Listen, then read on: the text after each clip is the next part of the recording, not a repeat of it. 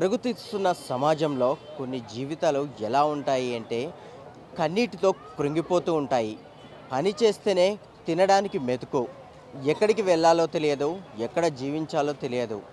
ఇలాంటి పరిస్థితుల మధ్య బిక్కుబిక్కుమంటూ బ్రతుకుతున్నారు కొంతమంది పేద ప్రజలు. పిల్లలను కన్నప్పటికీ పెంచి పెద్ద చేసినా వారు పట్టించుకోక రోడ్ల మీదకు కొందరు వస్తే వారి ఆర్థిక పరిస్థితుల మూలంగా కొంతమంది రోడ్డుకెచ్చి భిక్షాటన చేసే పరిస్థితులు ఈరోజు నెలకొంటున్నాయి.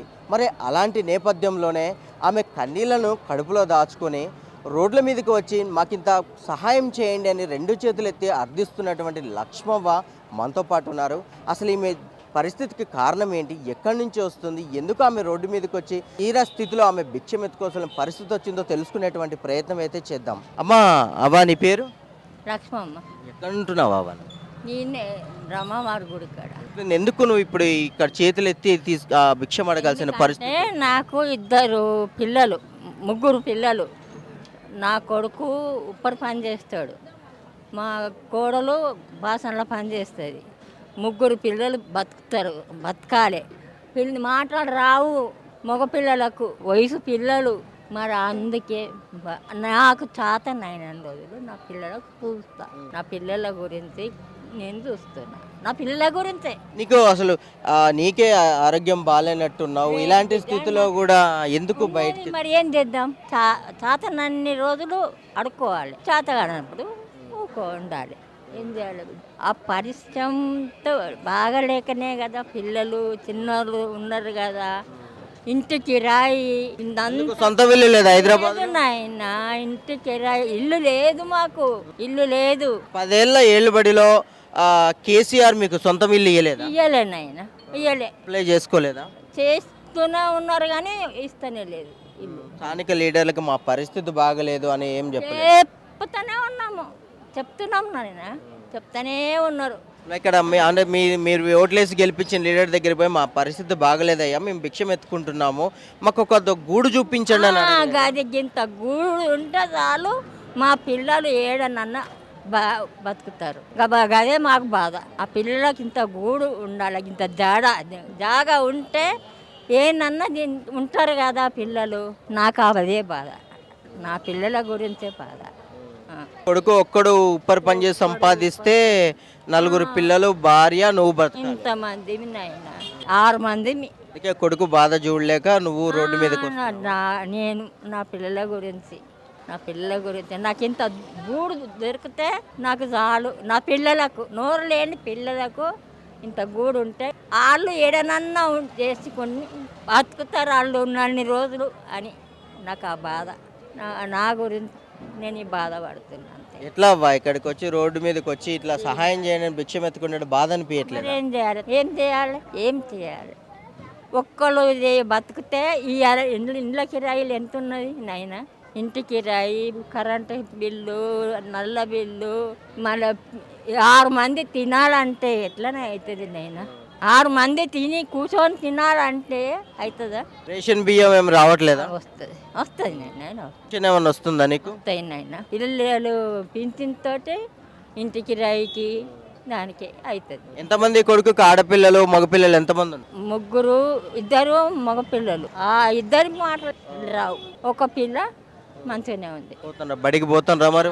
ఇట్లా రోడ్ల మీద భిక్షాటన చేస్తున్నావు, ఏదైనా అనారోగ్యం వచ్చినా ఏదైనా ఇబ్బంది వచ్చినా ఎట్లా మరి నీ పరిస్థితి? ఏమన్నీ రోజులు వస్తాం, చేతనైనన్ని రోజులు పోవాలి, చేతనప్పుడు పోవాలి. వాళ్ళు వద్దు పో అని అనరు.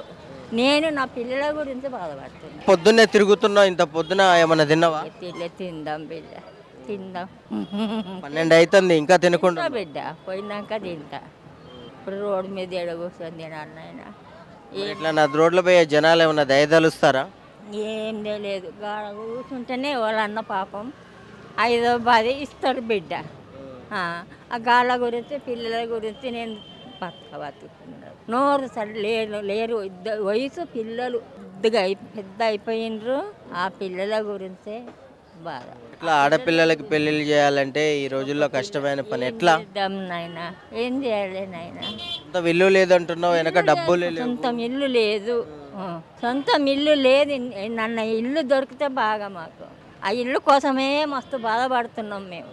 ఏడు ఇస్తలేరు. తిరుగుతూనే తిరుగుతున్నాం వస్తూనే లేదు ఇంకా. ఎట్లా మరి ఇప్పుడైనా అనారోగ్యానికి పోతే దవాఖానలకి ఉన్నాయా దగ్గర? ఏం లేదు, ఏం లేదు. కష్టం వచ్చినా నష్టం వచ్చినా ఆ గూడులోనే ఉండి ఇది చేసుకోవడం. అంతే, ఇక అందరూ అంతే, పిల్లలు అంతే, మేమైనా అంతే. ఏమన్నా కావాలి నాకు ఇది చేయాలి అంటే ఏం చెప్తావు? సార్కు చెప్పుండ్రి, మాకెంత గూడు అయితే చాలు.